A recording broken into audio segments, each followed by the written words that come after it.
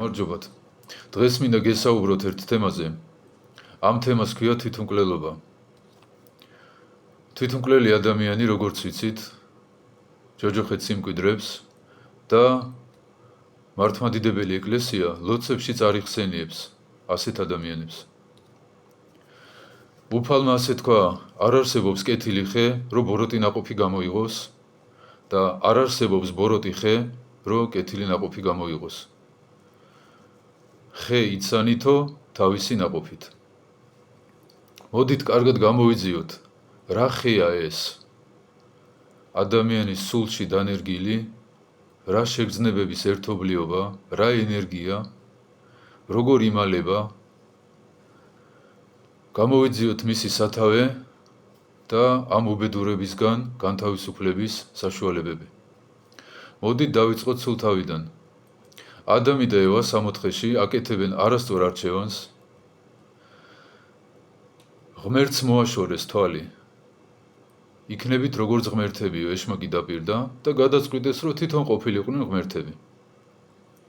ადამიანის ეს არასწორი გადაწყვეტილება მოეფინა მთელ კაცობრიობას. ეს შეშლილობა თითოეულ ადამიანშია დანერგილი, მიდრეკილება, რომ თავისი თავი აღიქვას როგორც ღმერთი, სამყაროს ცენტრი. გადის ათასობით წლები, ვითარდება დამწერლობა და ამ უბედურებით შეშლილი პოეტები, მელექსეები იწყებენ იმ პათოლოგიების განდიდებას, რომელიც მერე ადამიანს ისევ ჯოჯოხეთში მიიყვანს. გავიხსენოთ აი შეშლილობის კლასიკა, რომეო და ჯულიეტა. ორი ადამიანი ჯოჯოხეთს ირჩევს სიყვარულის მომიზეზებით. უფალი დედამიწაზე რომ მოვიდა, ღმერთი არის სიყვარული. უფალი მოვიდა დედამიწაზე, მკვდრებს აცოცხლებდა, კეთრონებს კურნავდა. როგორ შეიძლება სიყვარულმა ადამიანს უბიძგოს თვითმკვლელობისკენ? ეს შეუძლებელია. ღმერთმა დაგვიბრუნა დაკარგული ღირსება. როგორ შეიძლება ღირსების წართმევის მომიზეზებით ადამიანმა თავი ჯოჯოხეთში ჩაიგდოს? ადამიანები არ ინტერესდებიან იმითი, ღმერთი ვინ არის და შემდეგ როცა ამ თავის ვითომ ღმერთობას კარგავენ, ვარდებიან სასოწარკვეთილებაში, ისე რომ აი ეს სიამაყე, ეს შეშლილობა მათ უბიძგებს თვითგანადგურებისკენ. არის ღვთისმთავარი ცნება, შეიყვარე უფალი ღმერთი შენი ყოველთა სულითა, გულითა, გონებითა, ძალითა შენითა და მოყვასი როგორც საკუთარი თავი. ჩვენ ეს დაგვემართა ყველას, ამოყირავებული ვარიანტი. ჩვენი ცოლი, შვილები, მამა, დედა, მეგობრები ისე გვიყვარს, რომ შეიძლება სიცოცხლეც კი გავწიროთ მათთვის. და ღმერთი არის ხოლმე მეორე ადგილზე. სანამ ეს არ გასწორდება, ყოველ ადამიანში იქნება იმის ალბათობა, რომ ის თავს დაღუპავს, ან ნელი დაღუპვით, ან სწრაფი დაღუპვით. ნელი დაღუპვაა თამბაქო, ალკოჰოლი, გადაჭარბებული სიჩქარით მოძრაობა, თითოეულ სიტყვაზე ჩხუბი და ასე შემდეგ. ეშმაკი არის იმიტატორი. ის ადამიანებს პირდება ვითომ ბედნიერებას, ვითომ სიხარულს, ვითომ ნათელ მომავალს. სინამდვილეში ტანჯვა, წამება, ყოველი დღე ტკივილი. მოდით გამოვიძიოთ, როგორ ვითარდება ეს ადამიანში. მამებს ესე უწერიათ, ხეს რო შეხედესო, წავიდნენ ფანტაზიებში. ამითი დაედო სათავე ხიბლის სულს.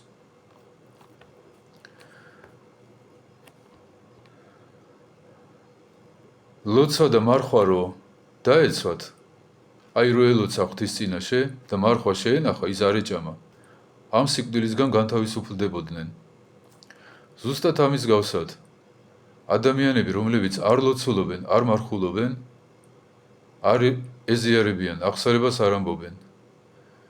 დიდი საფრთხის წინაშე დგანან, რომ პირველივე შემთხვევაში რაიმე დაემართოთ.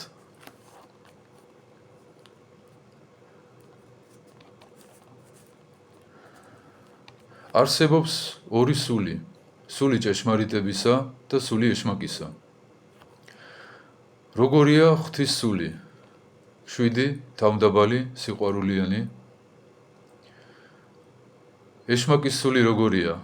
შფოთიანი, დამანევროზებელი, გონებაში გულის სიტყვების ქარიშხალის აღმძვრელი და მხოლოდ ინიღბება სათნოებებით. ადამიანი, რომელიც განავითარებს ხიბლის სულს, აი ერთი ადამიანი მეუბნება, სახარებაო, არიო, უემოციო. და აი ლექსებს რო ვკითხულობ, პოემებს ვკითხულობ, იქო დუხსო სიყვარულიო. მას ასე ჰგონია, რომ იქ დუხს სიყვარული. ეშმაკის სული არის მშფოთვარე.